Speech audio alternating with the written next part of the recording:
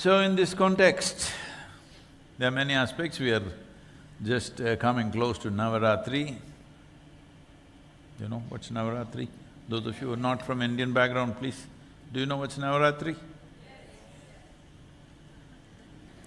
Indians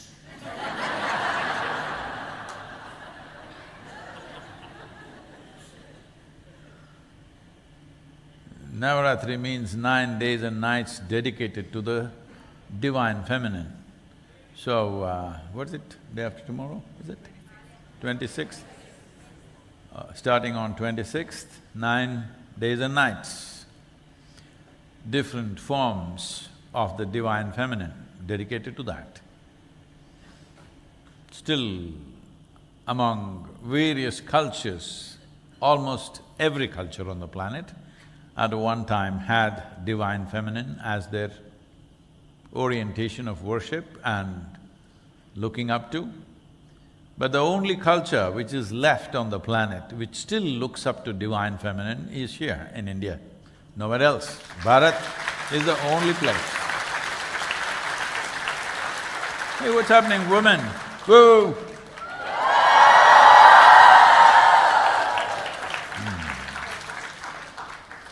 You must understand that you may be thinking you're doing well because you're wearing high heels and lipstick and walking around. But I want you to understand, an extermination of the feminine is happening across the world. True extermination. Not the female, the feminine. When the feminine is obliterated, the female will suffer without knowing what she's suffering.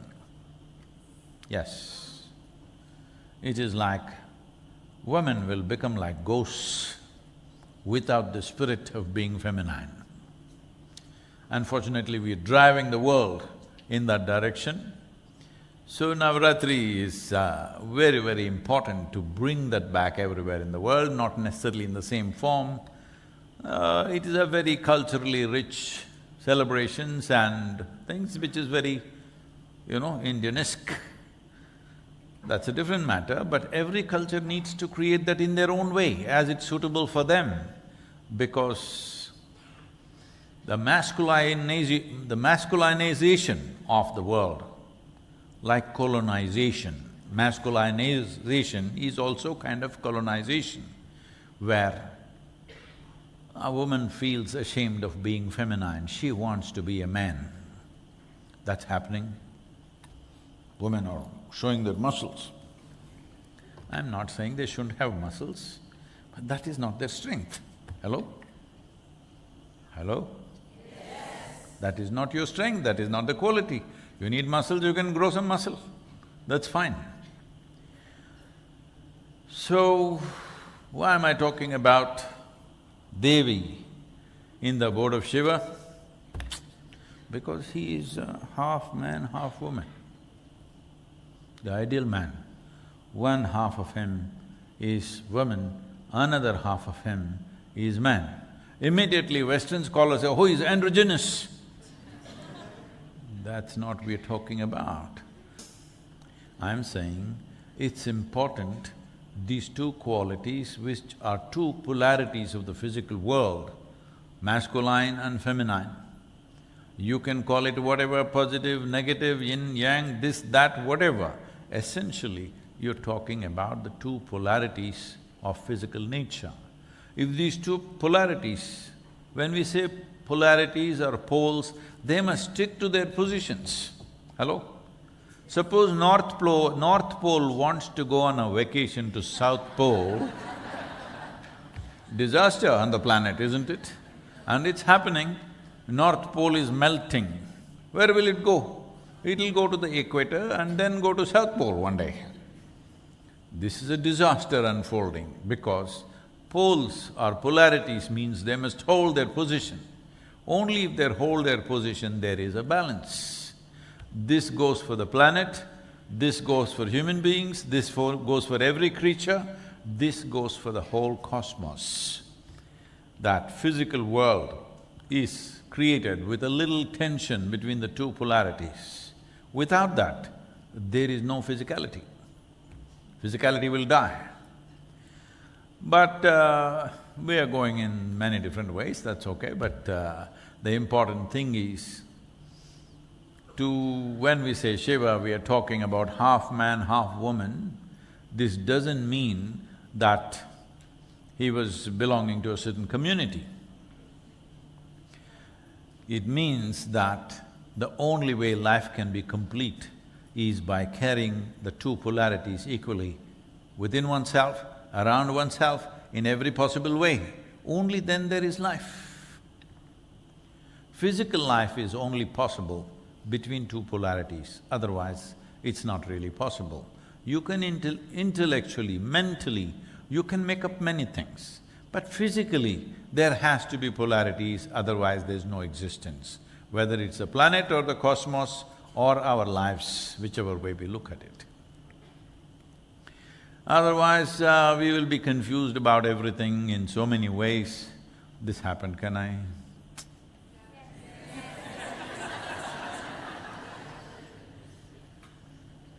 Because ladies are getting all boosted, I thought I'll joke about them a little bit. So, this happened in New Zealand. New Zealand, anybody? I chose a faraway place so that I could joke.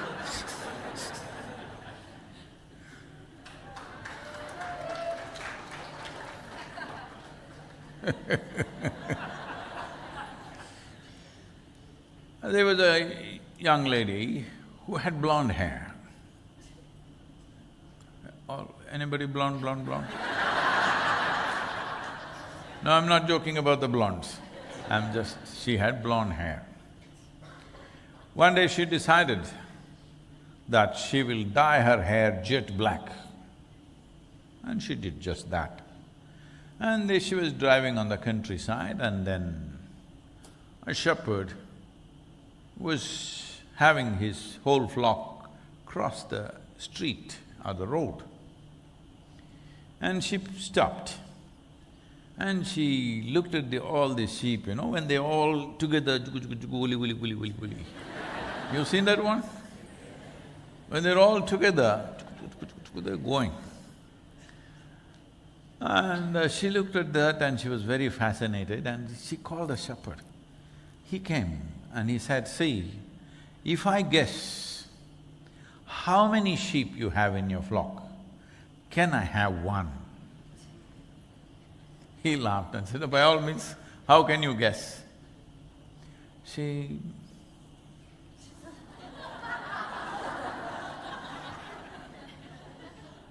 1,332. I said, "How did you guess this? That's the number I have." "Lala, it doesn't matter, you have to give me one." "Can I choose?" "You can choose," he said. So she went and picked up one and put it in the car.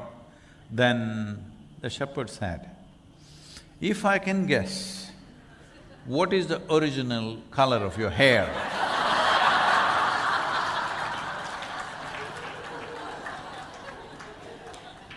"If I can guess what is the original color of your hair, can I have my dog back?"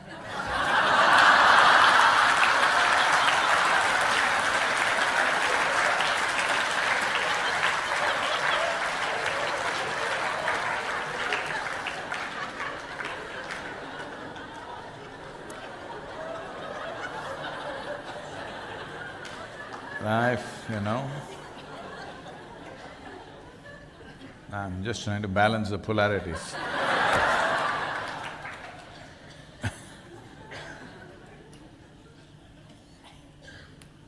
So, bringing this balance within our system, very important, because without balance there is no clarity.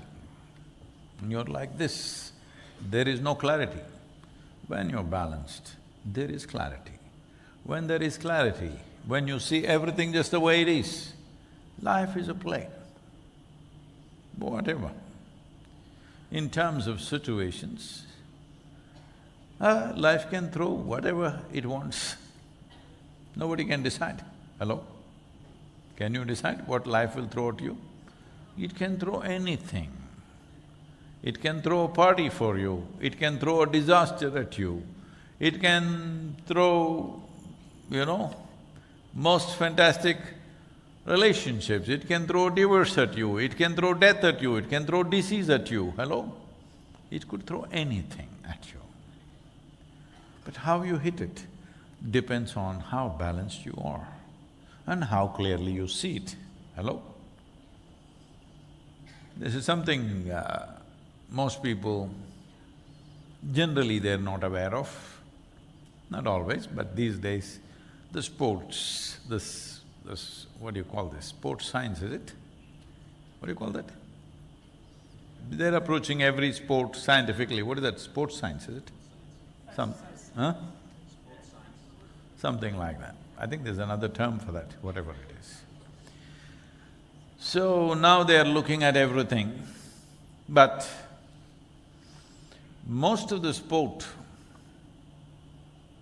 is determined by how quickly you can see it. If I can see something a millisecond faster than you, then I will be better at that sport than you are. It's not just the skill, it's not the practice, it's not how much you know about the game. You saw it a couple of milliseconds faster, quicker, earlier than somebody else. It's a world of difference in most of the games. You saw it little later, well, it's gone by you. So, this is true with life also, that how quickly you see it depends on how clearly you're seeing things. We're not talking about just physical vision. In sport, it's physical vision, but with life, it's not just physical vision.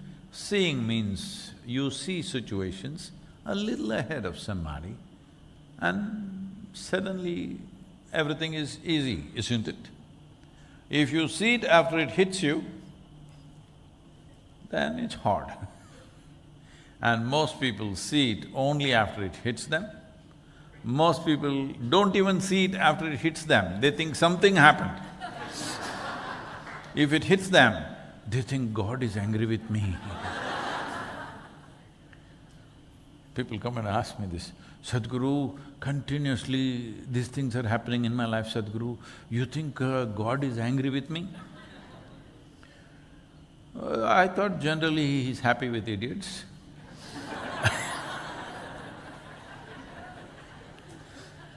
Because, no, I don't want to go there, okay.